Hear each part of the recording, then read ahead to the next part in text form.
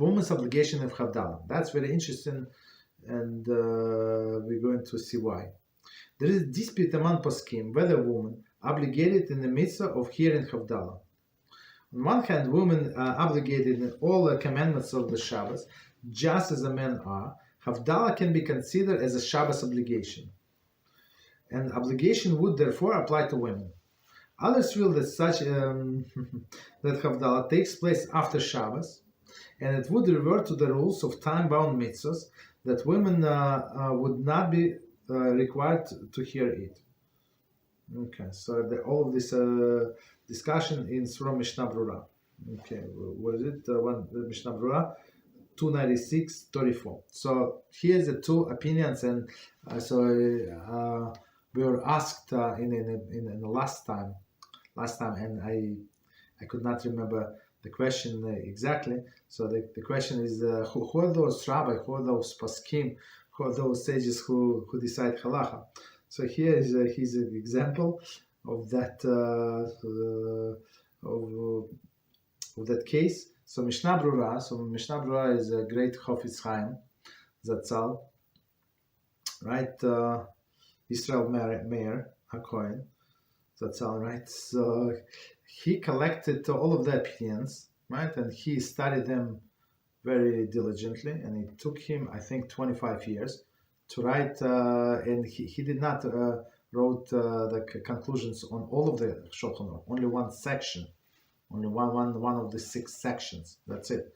So only on the daily conduct, right? And he brings Holy Chafetz Chaim brings two opinions. So some sages say women obligated, and some sages say women are not obligated. So I mean, sages, please decide. Like, tell us what to do. And why would, if one say obligated, the other say is not obligated? Like, what they learn different Torahs.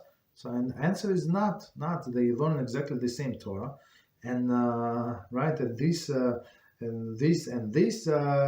words of the living God. Right, as Talmud says. So it's the answer is very simple. So some poskim say that that Havdalah is a part of the Shabbos. So I marked the beginning of the Shabbos, right, and I marked the end of the Shabbos. I marked the end of the Shabbos, so meaning it's still Shabbos. So after Havdalah, it's no longer Shabbos, right? After I say the last blessing, blesses the one who separate holy from mundane. Right, so and after that starts mundane. That's it. So that's the opinion, and that's why they said since women are obligated all positive mitzvahs in on Shabbos, so they obligated in this one as well. There is like straightforward thinking, right? But the second opinion said no. Look, you are allowed to do the Havdalah only after the Shabbos ends. So meaning what? It's no longer Shabbos. That's it. No longer Shabbos. So this halacha that women obligated to do all of the time-bound mitzvahs on Shabbos does not apply. Today is it's already a weekday, so she's not obligated to hear Havdalah. So that's the thing, and it's going to play a big role in how we conduct like in not normal circumstances. So let's see. Any questions on what we said? We continue. Okay, so continue then. Therefore, since there is a doubt as to whether or not the bracha is warranted, so if she can make the bracha, if she is obligated to say, it is a practical for a woman should preferably not to make Havdalah on her own. She should hear it from a man who is now fulfilling his own obligation.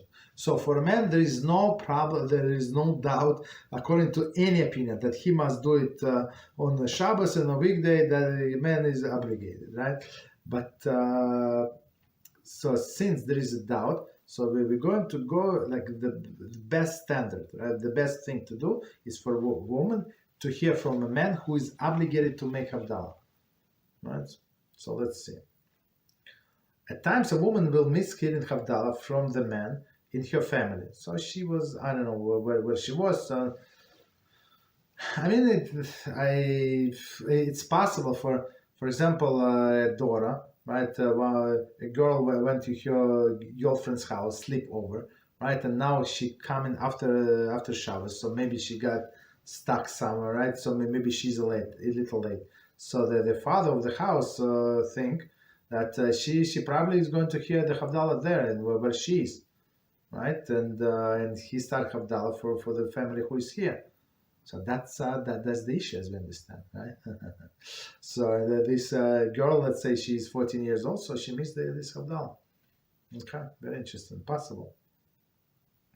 So one more time, at times a woman will miss hearing Havdalah from the man of her family. In such a situation, the best would be for her to go to a neighbor who has not yet made Havdalah. Okay, so if it's possible. I would not advise a single woman to go to a single guy. That's because of modesty issue, but okay.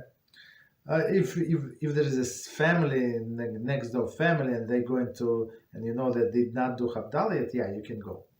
But otherwise, better not to. Since your bracha is possibly the bracha made in vain, possible, right? She should hear Havdalah from a man who is now fulfilling his obligation. If that is not possible, she should hear Havdalah from a man who has already made or heard it, since that would likewise perhaps be bracha in vain.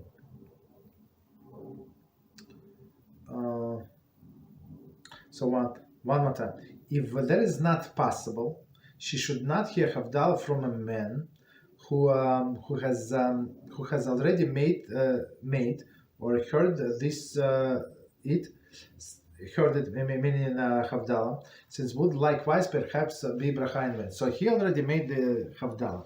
I'm not sure why he's saying that. Even men heard this in a synagogue. Usually when in a shul that they where do make Havdalah. So in a shul where I do go, they don't make Havdalah, but in some places they do. For I don't know for who, whatever they do. But man who has a family, so like in his mind, he excludes himself from this Havdalah. Of course, we are allowed to answer amen to all of the blessing. I mean, this blessing have nothing to do with me. I mean, if somebody eats an apple and he says blessing, of course I'm going to answer amen. There is no problem whatsoever, right? But now, like if after he already said he's a blessing, so how can he say Havdalah again? Okay. She should simply make Havdalah herself, right? So don't rely on a man to say it twice. But usually, like even in a synagogue, when they have somebody make Havdalah, so they usually have somebody like single or something. Or single, or a person whose family is in a shul. Or maybe it was some kind of event and the whole family is there for Havdalah. There is no problem. This is because some poskim do feel she's obligated. In addition, some poskim maintain that she may volunteer to make Havdalah even if she is not obligated to mitzvah. Right? So one more time, this is because some poskim feel that she is obligated, as we said, according to one opinion. In addition, some poskim maintain that she may volunteer to make Havdalah even if she is not obligated in the mitzvah. Okay.